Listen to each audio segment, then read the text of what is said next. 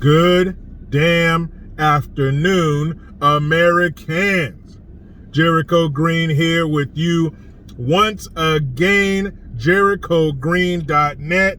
JerichoGreen.net. Get there. $3.99 a month for the subscription. Cheaper than a damn gallon of gas. It's happened. The transgender chickens have come home to roost. SB 132, Senate Bill 132. I talked about it last year. It is now the law where they must house inmates according to the gender that they subscribe to, that they identify with. And here's a shocker, guys.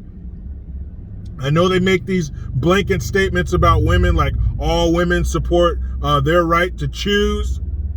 But much like that, which the number is actually about 50-50, much like that, this is also incorrect. So people would assume that all these female inmates are okay with being in there with transgendered women.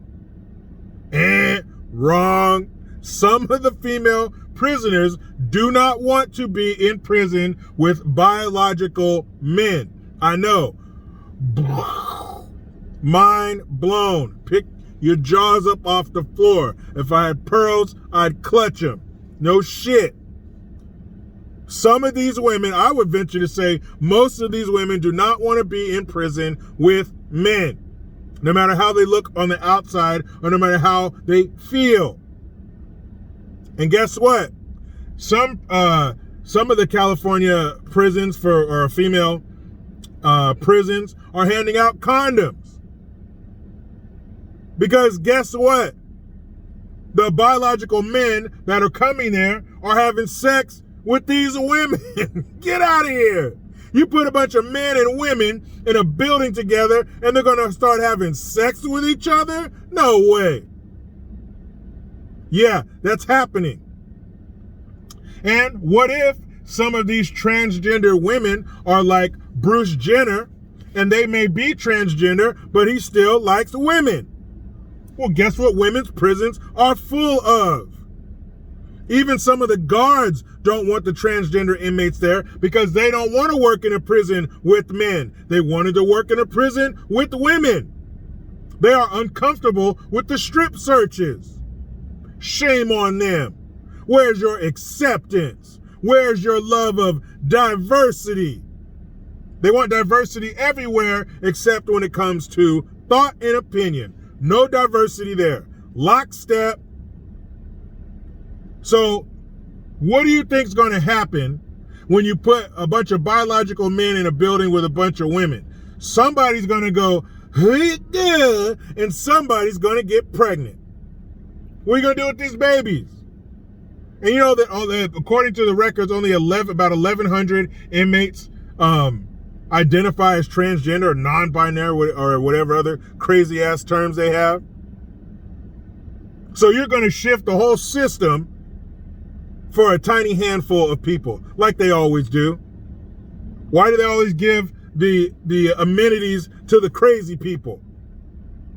So now you have female inmates who are uncomfortable, who don't want to be there.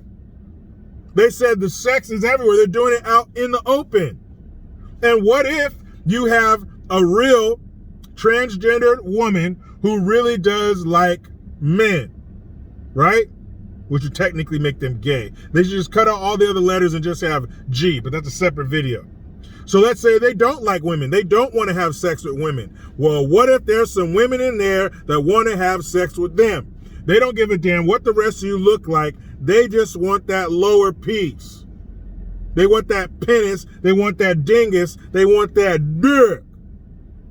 And what if you say, I don't want to give up. I don't want to have sex with you. I don't want to give up my dick to you. Well, a shank to your taint will make you all of a sudden want to negotiate. So what if they rape these transgendered women? Are these women going to get hit with hate crimes? What if they take it from them? They don't want to give up, so what? I'm going to take it. They're already criminals. They're already in prison. What if they got a bunch of years? What if they're serving all day, as they say? What if they have a life sentence? What's a rape charge? This shit is sick. What are they thinking? And here's a question for you. Where is it going in the opposite direction? Where do you have a transgender man, which means a woman who is now living as a man, going into the men's prison? How do you think that would end? Do you think they go, no, fellas, hold up. Let's find out how he feels. I got a friend of mine who served some time behind the wall. And I asked him last year when I did the first video, when they first passed it, and the January 1st of this year became law. Now it's in practice. I asked him, I said, bruh, what would happen if a transgender man, meaning a woman living as a man, decided they wanted to be housed in a men's prison? Let me show you how he looked at me. He said,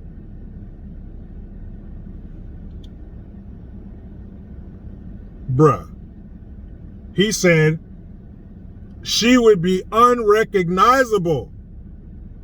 Now, this part's going to get a little graphic, but he said that they wouldn't care if they were number 150 in line. That woman's body would be unrecognizable. She would have issues with all of her orifices, if you will. That's trying to put it lightly. That's trying to put it PG-13. He said he used other descriptive words than that. It would be horrifying. It would be disgusting if it were the other way. But like other things, sports and all that, you never see it the other way. You never see a transgender man going into a men's area, sports, prison, whatever, and dominating, or in this case, surviving. It wouldn't happen. It would not happen. The worst of the worst are in some of these prisons. And you're going to throw a woman in? Damn how you feel or how you identify. Your setup is female. You would have problems instantly. There would be wars fought over the possession of that transgender man. Guaranteed. It would be sick. But this is what they're doing. This is how far their psychosis goes. So anybody who said, yeah, one day, if we start this, one day they're going to be putting men in women's prisons. Here you go. You're right. Do your victory lap. And of course, California, the first ones to do it. Like I always say, we are the petri dish for the rest of the country. What you see here is coming to a theater near you. I promise. Scout's honor. Can you believe that shit? They are putting biological men in a women's prison. How long do you think it's going to take before the qualifications get around the system? And the guys find out, man, all you got to do is this, and they'll put you in a woman's prison. Man, they'll put me in a woman's prison? Yup. So how many of these transgender women are going to be legitimate? Man, you already know. This shit is sick, crazy, and disgusting. But here's a question for you. Like you saw in the title, why do we allow China to buy up our farmland? To me, that just sounds like the stupidest idea ever. Hey, enemy, you can buy up the land that we grow our food on. What if this is part of their plan? What if they poison the farmland to where we can't grow anything on it, so we can't feed our people, so we can't feed the world? What if is that so far-fetched? COVID, anybody? Bird flu, swine flu, insert animal here flu. China's giving us all kinds of fucked up shit. Why would you allow your enemy to purchase the land that you feed yourself with? Somebody smarter than me, let me know. What am I missing? Am I oversimplifying it? Am I looking at it through too much of a dumb little taxpayer lens? That just sounds stupid to me. We got beef with China. They just unleashed another pandemic disease on the world. But here, you can buy the land that we feed ourselves with. Now, I'm sure there are probably private companies or businesses that own these lands, and you could sell it to whoever you want to.